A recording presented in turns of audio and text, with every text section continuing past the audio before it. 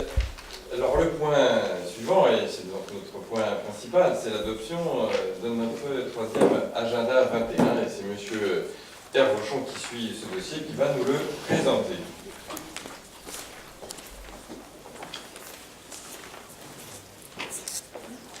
Oui, donc je vous propose une présentation succincte qui sera articulée autour de cinq points. Avec donc le premier point, rappeler l'agenda 21 et le développement durable.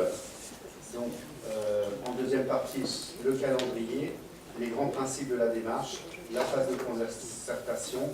Et je vous propose, si vous en êtes d'accord, de ne pas lister les 20 fiches actions, puisque ce travail a été déjà réalisé en comité de pilotage et en commission, mais de faire ressortir 3 exemples de fiches actions.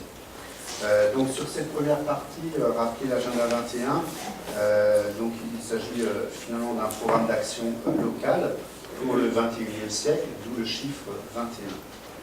Ces fondements ont été définis lors du sommet de la Terre à Rio en 92, et un agenda 21 s'appuie sur les 3 grandes finalités qui sont résumées dans le schéma, ces trois bulles, puisque c'est le croisement de l'économie, du social et de l'environnement.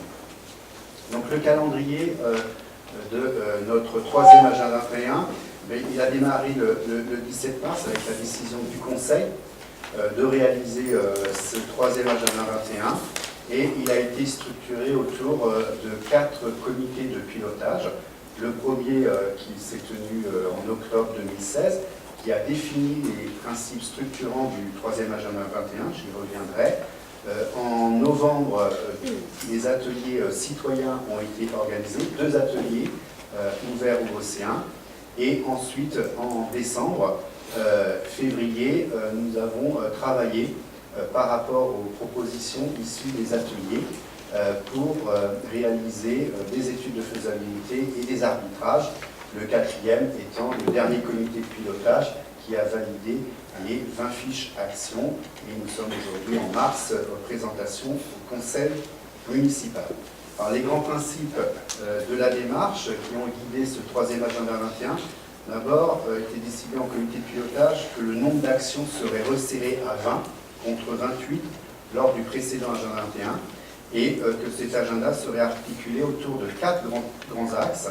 Un premier sur les ressources et les milieux naturels, le deuxième sur la transition énergétique, le troisième économie, cohésion sociale, démocratie participative et citoyenneté, et enfin un axe transversal sur la formation et l'éducation. Les 20 actions retenues font l'objet d'une fiche. Chaque fiche rappelle le contexte, son objectif, son phasage, les pilotes, élus et services, ainsi que les indicateurs de suivi. Bien entendu, pour bâtir un agenda 21, une phase de concertation importante a été organisée, autour d'entretiens avec les élus, l'organisation d'ateliers citoyens et d'entretiens internes avec les directeurs, les chefs de service, et aussi la sollicitation des agents municipaux par envoi d'un questionnaire dans le bulletin interne Voyinfo. À l'issue de tout ça, ce sont 50 propositions d'actions qui ont été collectées à l'issue de cette phase. Donc elle a été riche en production, et tout le travail a consisté à passer de 50 à 20, et ça a été tout le travail méthodologique qui a permis de voir en termes de critères sur la pertinence, sur la faisabilité, sur le coût, etc., qui ont été vus en comité de pilotage et validés. Donc, si on regarde l'agenda 21, l'action 4, donc exemple de fiche action, qui a été retenue, produire des denrées alimentaires labellisées agriculture biologique sur la Médelière pour alimenter les restaurants scolaires. Donc, on rappelle à chaque fois le descriptif de l'action, le diagnostic. Aujourd'hui, la ville de Douai réserve une part d'approvisionnement de l'alimentaire dans ses restaurants atteignant 56% en 2016, et sur le parc de la Médelière a été intégré un projet pour effectivement pouvoir alimenter notre restaurant scolaire. On cible aussi les référents au niveau des services. Pour cette fiche, c'est M. Bonneau, le DGS, et les deux référents, M. Garot et Philippe Lemaire, en termes de référents. Et les indicateurs, ce sera donc la masse de nourriture en kilogrammes livrée par le maraîcher au restaurant scolaire. À chaque fiche, vous avez une sorte de toile d'araignée, ce qui permet de voir entre les 5 finalités quelle est la part la plus contributive de cette action. Donc on voit que cette action va répondre essentiellement sur 3 grandes finalités. La finalité 1 de lutte contre le changement climatique, les modes de production et consommation responsables, et l'accès à tous à une bonne qualité de vie. Et de moindre envergure, les 2 autres finalités sont utilisées, mais d'une importance moindre. Voilà un petit peu comment on peut résumer la construction de ces fiches. Elles sont beaucoup plus détaillées, et vous les avez sur la table, et elles seront, une fois qu'on aura approuvé cet agenda, mis en ligne sur le site internet de la mairie. Autre exemple de fiche action, l'action numéro 6, qui était de promouvoir la mise en place de plans de mobilité auprès des entreprises. Donc on était sur des axes par rapport aux problématiques de transition énergétique. L'idée est d'augmenter la part de déplacements alternatifs à l'automobile et de voir avec Nantes Métropole, et c'est là qu'on voit que le référent technique est plutôt Nantes Métropole qui a compétence dans ce domaine-là. C'est la raison aussi pour laquelle Nantes Métropole était intégrée au comité de pilotage. L'élu référent, c'est Madame Morin, et donc les indicateurs qui vont évaluer la mise en œuvre de cette fiche action, ce sont le nombre de plans de mobilité signés par les entreprises. Donc, on vient essentiellement contribuer à la finalité 1 de lutte contre le changement climatique et la protection de l'atmosphère. Enfin, dernier exemple, action numéro 13, maintenir la fabrication des repas dans les cantines scolaires et atteindre les 2/3 d'approvisionnement en produits bio. Donc là, on est sur l'action scolaire, on est à 56% d'achat et on est sur un objectif pour atteindre 2/3. L'élu référent, Madame Chota, Madame Henrière au niveau des services, et avec un indicateur qui est la part de nourriture achetée en bio et locale en proportion de coût, et toujours avec la contribution de différentes finalités, essentiellement la finalité 2, 3 et 5. Voilà en résumé la démarche de notre agenda 21. Donc dans la délibération, vous avez retrouvé les grandes étapes de la concertation, les différents axes et les 20 actions qui sont réparties dans les différents axes, et il vous est donc proposé d'approuver ce 3e agenda 21. Merci Freddy pour cette synthèse. Y a-t-il des demandes d'intervention de M. Ébervilliers? Oui, quelques mots. Bon, je ne reviens pas sur notre soutien complet à l'agenda 21. On l'avait fait précédemment, nous continuons bien évidemment à le faire. Je crois même pouvoir dire que c'est un président de la République qui n'est plus en exercice, mais qui l'a, notamment le congrès d'Oriot, qui avait lancé. Donc nous ne pouvons être que pour en ce qui nous concerne. Juste quand même, et sans faire de polémique d'ailleurs, nous sommes d'autant pour cet agenda 21 que vous savez, dans le programme de Marie-Claire Cobin, il ne prévoyait pas de commission environnement développement durable, sachant que ça faisait partie c'était le rôle de tous. L'agenda 21 prouve effectivement que nous avions là aussi un peu raison. Bon, plus précisément, il y a quand même 3, vous avez pris 3 fiches, M. Abouchon, je vais en prendre 3, il y en a 3 qui me posent un petit souci. Il y en a une quand même pour une question, ça pourrait sembler être une bricole, on peut le prendre comme tel, mais moi je suis un peu gêné, nous sommes gênés. L'action numéro 15, café réparation, que nous soutenons totalement, que les choses soient claires. L'un des partenaires, je ne sais pas s'il faut le citer, on peut le citer, bon, je ne l'avais pas vu tout de suite, en copie, l'information est arrivée après coup. Vous trouverez sûrement, je ne sais pas s'il convient de citer dans cette enceinte cette association, mais elle a une action particulièrement militante et particulièrement violente contre le transfert de l'aéroport à Notre-Dame-des-Landes.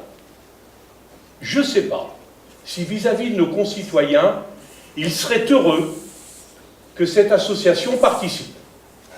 Ou alors, nous renions tous les positions que nous avons prises, tant au niveau de la commune que du niveau du département. Je vous pose la question, il y a plein d'autres associations sur Nantes Métropole qui font du réemploi. Je pense que nous trouverons sûrement à faire. C'est le cas de le dire. Je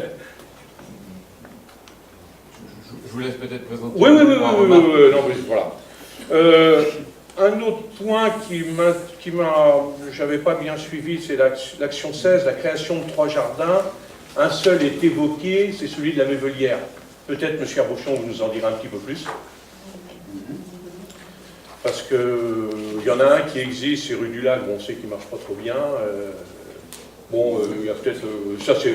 Mais c'est juste une explication à donner. Et puis il y a une troisième, la dernière qui nous pose pas un gros problème, mais sur lequel j'attire un peu votre attention. Le réaménagement de la rue de la Gare pour améliorer les circulations piétonnes et cyclables. Là aussi, nous sommes particulièrement d'accord avec vous. J'ai encore pris cet après-midi. Il n'y a pas photo, nous sommes tous d'accord. Mais par contre, à tort, sans doute, nous avions compris que c'était acté au contrat de co-développement et que c'était terminé, que c'était acté. Et maintenant, je vois dans la description de l'action, je n'avais pas bien vu non plus, mais que la ville interviendra pour faire du lobbying pour le déploiement de liaison 12. Ce n'est pas un objectif de notre métropole? Est-ce que vous pouvez nous redire le numéro de la fiche? La 9, excusez-moi. La 9.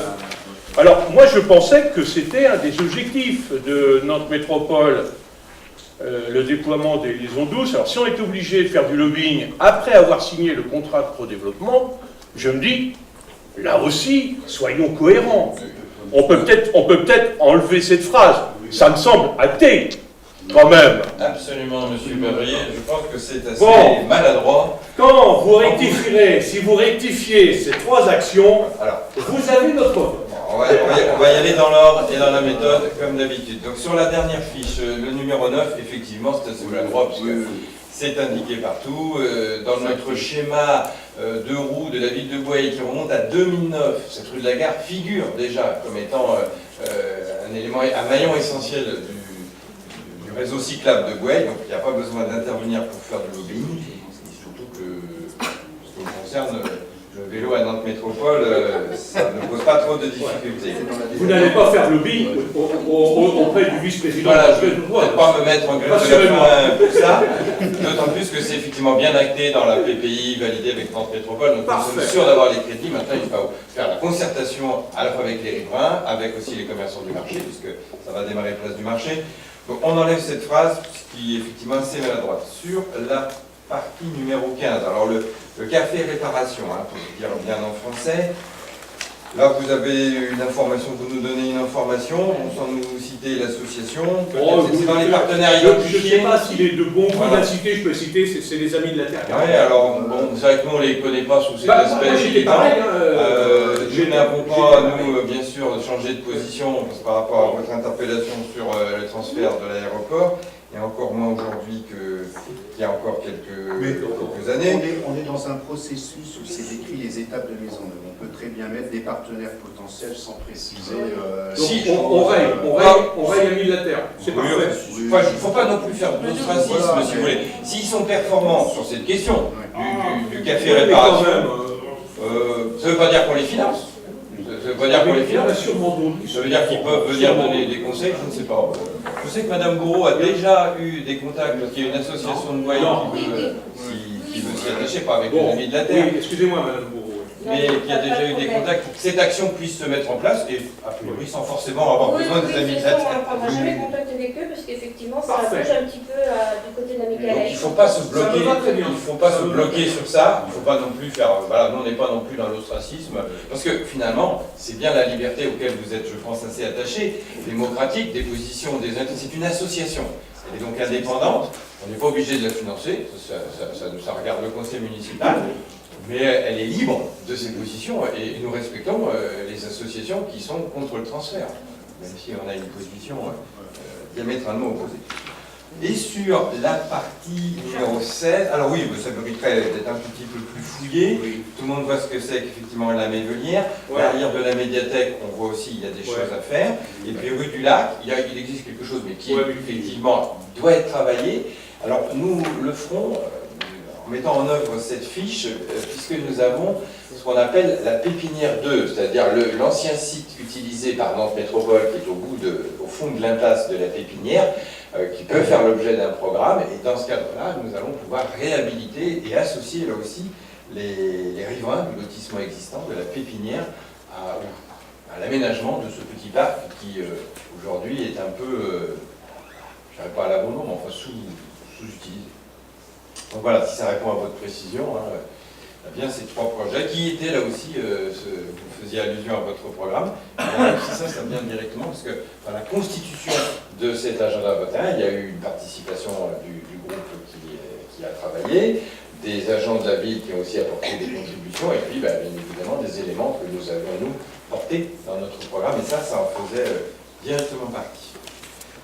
Voilà, mais je mets aux voix donc ce troisième agenda 21 de la ville de Douai pour la période de 2000, c'est précisé, qui va de 2017 jusqu'en 2021.